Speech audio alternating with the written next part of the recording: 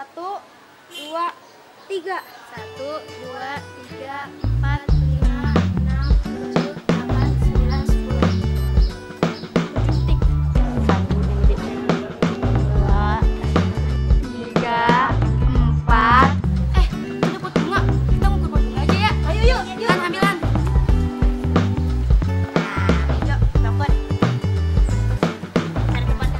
Kurikulum 2013 dikembangkan dengan penyempurnaan pola pembelajaran model lama. Misalnya, pembelajaran yang berpusat pada guru menjadi pembelajaran berpusat pada peserta didik. Pola pembelajaran satu arah menjadi pembelajaran interaktif. Interaktif guru peserta didik. Pola pembelajaran terisolasi menjadi pembelajaran secara jejaring. Peserta didik dapat menimba ilmu dari siapa saja dan dari mana saja yang dapat dihubungi serta diperoleh melalui internet.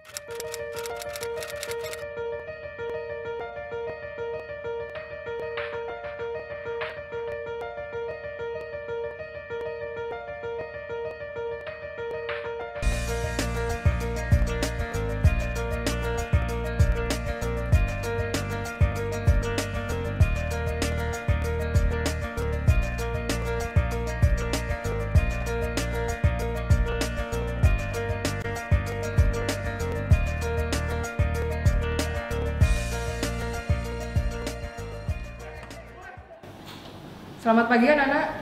Pagi, Bu. Apa kabar kalian pagi hari ini? Baik. Alhamdulillah. Baiklah anak-anak, sebelum kita memulai pembelajaran pada pagi hari ini, kita akan berdoa bersama yang akan dipimpin oleh ketua kelas. Silakan ketua kelas untuk memimpin doa. Teman-teman, sebelum kita belajar, mari kita berdoa menurut agama dan kepercayaan masing-masing, supaya ilmu yang kita peroleh hari ini bisa bermanfaat. Amin. Amin. Berdoa dimulai.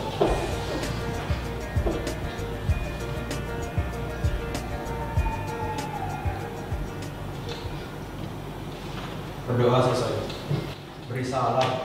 Assalamualaikum warahmatullahi wabarakatuh. Waalaikumsalam warahmatullahi wabarakatuh. Baiklah anak-anak, ada yang tidak hadir pagi hari ini? Hadir semua, Bu. Oke. Pada pagi hari ini kita akan mempelajari materi yang berkaitan dengan pertumbuhan dan pembangunan ekonomi. Adapun tujuan pembelajaran ini, silakan kalian lihat yang ada di dalam slide. Baiklah anak-anak, kita akan menyaksikan sebuah video yang luar biasa. Silakan kalian cermati dan kalian amati.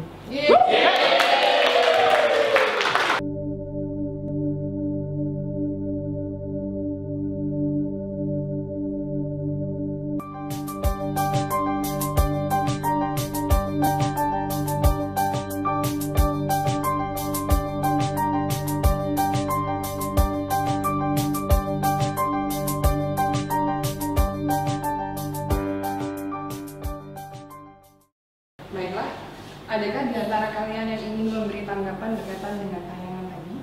Ibu mau bertanya, apakah pembangunan industri di Kota Bontang merupakan hasil pembangunan ekonomi? Iya, Bu.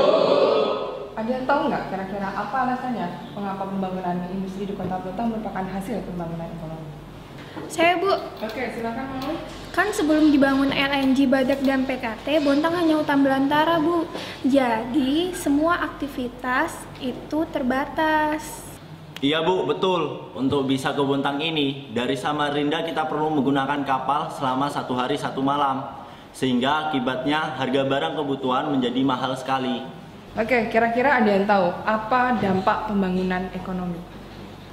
Bu, kalau ada banyak program pembangunan, otomatis ada banyak juga fasilitas yang dibangun untuk memenuhi kebutuhan masyarakat, Bu. Iya, memang dampak pembangunan ekonomi sangat multidimensi. Ada yang berdampak positif, ada yang berdampak negatif. Oke, untuk memperdalam materi yang akan kita pelajari pada pagi hari ini, silakan nanti kalian bentuk menjadi 4 kelompok di mana setiap individu nanti akan mendapatkan nomor-nomor istimewa. Nah, yang memiliki nomor yang sama silakan kalian berkelompok. Siap, Bu.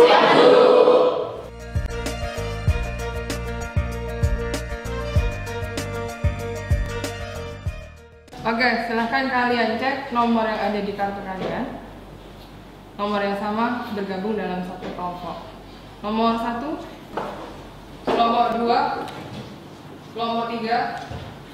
Oke, masing-masing kelompok nanti silahkan kalian buat ketua kelompok, kemudian pencari bahan, kemudian yang ketiga menyiapkan bahan untuk presentasi, karena dari kegiatan diskusi nanti kalian diminta untuk membuat presentasi dan akan dipresentasikan besok. Cukup jelas? Oke, silakan kalian ke perpustakaan.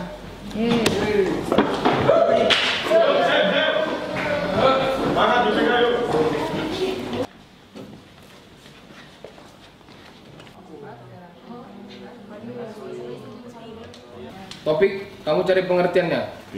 Zura sama Lilis cari teorinya. Ami dan Maul cari indikator dan faktornya. Hadi, siap-siap kamu nulis. Siap, Bos. Oke. Menurut kalian apa ya pengertian pembangunan ekonomi? Pembangunan ekonomi itu bukannya berarti membuat sesuatu menjadi lebih baik ya? Terus apa bedanya ya sama pertumbuhan ekonomi? Aku nemu nih. Teori pertumbuhan ekonomi ada 3 macam. Gimana? Apa aja? Dibagi menjadi 3 tuh teori klasik, non klasik, sama historis. Teman-teman, aku habis bagi tugas. Jadi nanti aku cari pengertian pertumbuhan ekonomi sama ciri-cirinya. Terus buat Jihan, indikator pertumbuhan ekonomi sama teori pertumbuhan. Teman-teman, kalau kita cermati nih, masalah ekonomi yang sering kita lihat, misalnya pembangunan di Kota Bontang, kira-kira apa aja ya? Itu loh masalah kemiskinan, inget nggak waktu kita bahas kemarin? Kasian banget kan kondisinya? Iya benar, kondisinya prihatinkan. Mungkin ayahnya pengangguran, tidak bekerja. Nah betul tuh, kemiskinan juga jadi salah satu masalah untuk pembangunan ekonomi. Teman-teman, aku habis nyari di internet. Ternyata masalah pembangunan ekonomi adalah ketimpangan distribusi pendapatan. Nah, itu dia, ketimpangan distribusi pendapatan itu apa ya? Apa ya? Aku juga belum dapat nih. Maaf Bu, kelompok kami ada yang mau ditanyakan. Iya, silakan. Apa yang mau ditanyakan? Gini loh Bu, apa sih yang dimaksud ketimpangan distribusi pendapatan? Oh, ketimpangan distribusi pendapatan berarti ketidakmerataan dalam pembagian pendapatan. Oh, jadi maksudnya itu jika di dalam satu wilayah ada sekelompok masyarakat yang hidup dalam keadaan makmur, sedangkan sekelompok masyarakat yang lainnya ada yang tidak dapat hidup makmur. Iya, betul. Oke, sekarang waktunya kalian untuk presentasi. Dari kelompok mana yang akan presentasi lebih dulu? Hari ini kelompok 2 mau presentasikan tentang pertumbuhan dan pembangunan ekonomi. Jadi pertumbuhan ekonomi itu perkembangan kegiatan ekonomi masyarakat yang menyebabkan kenaikan produksi barang dan jasa. Pertambahan jumlah penduduk akan membuat menurunnya pertumbuhan ekonomi. Sekian presentasi dari kami. Ada yang ingin bertanya? Saya ingin bertanya, mengapa di dalam pembangunan ekonomi sumber daya alam termasuk faktor pendukung pembangunan ekonomi? Menurut pendapat kami, sumber daya alam menjadi faktor utama pendukung pembangunan ekonomi. Dengan sumber daya alam yang kita miliki, bisa kita olah dan kita jual untuk memperoleh pendapatan. Nah, pendapatan yang kita peroleh bisa digunakan untuk biaya pembangunan. Saya dari kelompok 3 mau bertanya. Dari tampilan kelompok 2, saya tidak melihat adanya faktor sumber daya manusia. Oh iya, makasih deh kritikannya. Saya dari kelompok 1 ingin bertanya, apakah kondisi politik suatu negara merupakan salah satu faktor pendukung dari pembangunan ekonomi? Jadi dengan keadaan negara yang aman, otomatis kita akan mudah melakukan proses pembangunan ekonomi. Coba bayangkan kalau negara dalam keadaan carut marut, maka otomatis kita tidak bisa melakukan pembangunan ekonomi. Baiklah, presentasi kalian semua bagus, analisa kalian cukup dalam. Kira-kira ada yang ingin memberikan kesimpulan berkaitan dengan materi yang kita pelajari hari ini?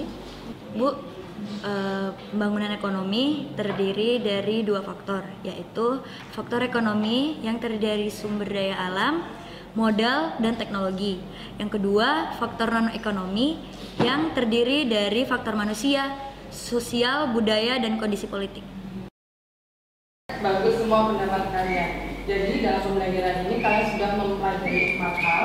Yang pertama adalah pengertian pembangunan dan pertumbuhan ekonomi. Yang kedua adalah faktor pendukung pembangunan ekonomi. Ketiga, dampak pembangunan ekonomi. Dan yang keempat adalah masalah pembangunan ekonomi. Sebelum mengakhiri pelajaran pada hari ini, Ibu akan memberikan pertanyaan secara lisan. Kalian jawab secara berebut. Pertanyaan yang pertama, apakah perbedaan pertumbuhan dengan pembangunan ekonomi? Saya dari kelompok 1 ingin menjawab, Bu. Kalau pertumbuhan tidak selalu diikuti oleh pembangunan, sedangkan pembangunan selalu diawali oleh pertumbuhan ekonomi, Bu. Pertanyaan berikutnya, apakah faktor pendukung pembangunan ekonomi?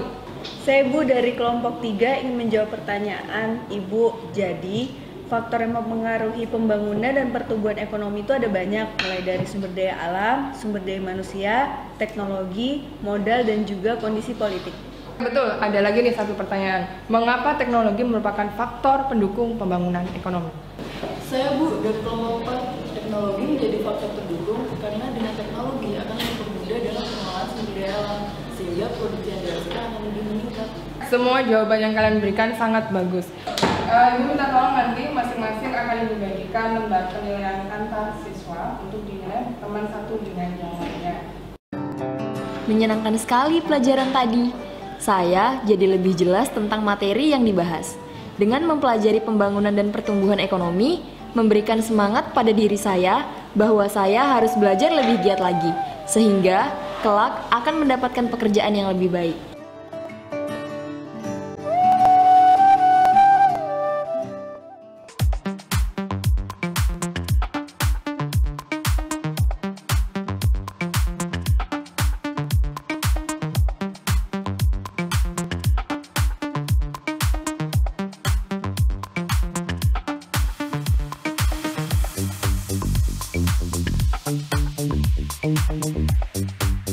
Thank you.